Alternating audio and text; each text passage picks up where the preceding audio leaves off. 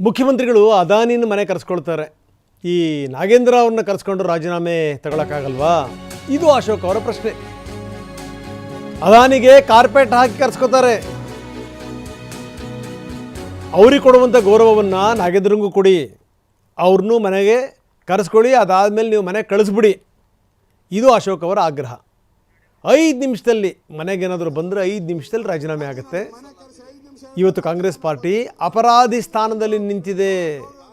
ಇವ್ರಿಗೆ ಒಬ್ಬ ನಾಗೇಂದ್ರ ಬೇಕಾ, 1 ಕೋಟಿ ದಲಿತರು ಬೇಕಾ ಅಂತ ಪ್ರಶ್ನೆ ಮಾಡಿದ್ದಾರೆ ಅಶೋಕ್. ಅದಾನಿನ ಮನೆ ಕರ್ಸ್ಕೊಂತಾರೆ, ನಾಗೇಂದ್ರನ ಮನೆ ಕರ್ಸ್ಕೊಂಡು ರಾಜೀನಾಮೆ ಕೊಡಕ್ಕಾಗಲ್ಲ.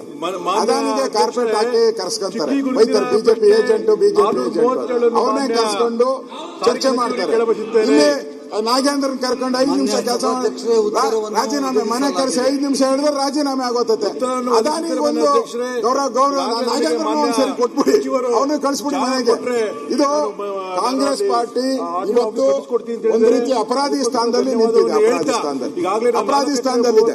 ನಾವು ಬರಗಾಲ ಚರ್ಚೆ ಬಗ್ಗೆ ನಾವು ರೆಡಿ ಇದ್ದೀರಿ, ಮಾತಾಡಕ್ ರೆಡಿ ಇದ್ದೀರಿ. ಬರಗಾಲ ಚರ್ಚೆ ಬಗ್ಗೆ ನಾವು ರೆಡಿ ಇದ್ದೀರಿ, ನೈಸ್ ಬಗ್ಗೆ ರೆಡಿ ಇದ್ದೀರಿ, ಬಿಡದಿ ಬಗ್ಗೆ ರೆಡಿ ಇದ್ದೀರಿ, ರೇಷನ್ ಕಾರ್ಡ್ ರದ್ದು ಮಾಡಿದ್ದಾರೆ ಅದ್ರ ಬಗ್ಗೆ ನಾವು ರೆಡಿ ಇದ್ದೀರಿ, 5 ತಿಂಗಳಿಂದ ಪೆನ್ಷನ್ ಕೊಟ್ಟಿಲ್ಲ ಅದ್ರ ಬಗ್ಗೆನೂ ನಾವು ರೆಡಿ ಇದ್ದೀರಿ. ಎಲ್ಲರೂ ಒಬ್ಬ 1 ಕೋಟಿ ದಲಿತರು ಇದ್ದಾರೆ. 1 ಕೋಟಿ ದಲಿತರು ಬೇಕಾ, ಒಬ್ಬ ನಾಗೇಂದ್ರ ಬೇಕಾ? 1 ಕೋಟಿ ದಲಿತರು ಬೇಕಾ, ಒಬ್ಬ ನಾಗೇಂದ್ರ ಬೇಕಾ? ಕಾಂಗ್ರೆಸ್ ಅವರಿಗೆ ಒಬ್ಬ ನಾಗೇಂದ್ರ ಬೇಕು, 1 ಕೋಟಿ ದಲಿತರು ಬೇಡ. ಅದರಿಂದಲೇ ಇವತ್ತು ಇಷ್ಟೆಲ್ಲ ಪರಿಸ್ಥಿತಿ ಆಗ್ತಾ ಇದೆ ಅಧ್ಯಕ್ಷರೇ. ಇವತ್ತು ಕರ್ನಾಟಕದಲ್ಲಿ ದಲಿತರೆಲ್ಲ ಎದ್ದಿದ್ದಾರೆ, ದಲಿತರು ಎದ್ದಿದ್ದಾರೆ. ನಮ್ಮ ನ್ಯಾಯ ಕೊಡಿ, ನಮ್ಮ ದುಡ್ಡು 187 ಕೋಟಿ ನಮ್ಮ ಅಕೌಂಟಿಗೆ ಬರಬೇಕು, ಟ್ಯಾಕ್ಸ್ ಪೇಯರ್ಸ್ ಹಣ ನಮ್ಮ ಅಕೌಂಟಿಗೆ ಬರಬೇಕು.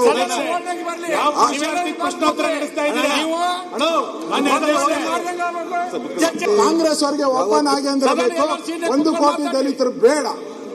ಅದರಿಂದಲೇ ಇವತ್ತು ಇಷ್ಟೆಲ್ಲ ಪರಿಸ್ಥಿತಿ ಆಗ್ತಾ ಇದೆ ಅಧ್ಯಕ್ಷರೇ. ಇವತ್ತು ಕರ್ನಾಟಕದಲ್ಲಿ ದಲಿತರೆಲ್ಲ ಎದ್ದಿದ್ದಾರೆ, ದಲಿತರು ಎದ್ದಿದ್ದಾರೆ.